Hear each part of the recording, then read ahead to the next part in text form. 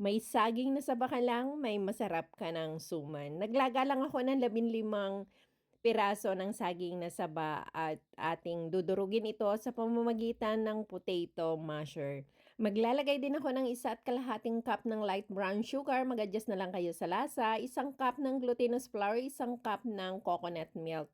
Haluin lang ito para mag-incorporate at nagkayod din ako ng 1 buko. Haluing muli para magsama ang mga sangkap. Nagsalab din ako ng dahon ng saging at pinahiran ko ng coconut oil. Balutin lang natin ito ng pahaba at irolyo ng pabilog, talian ang magkabilang dulo at lulutuin natin ito sa loob ng 45 minutes. Lagyan lang natin ng tubig at takpan ito.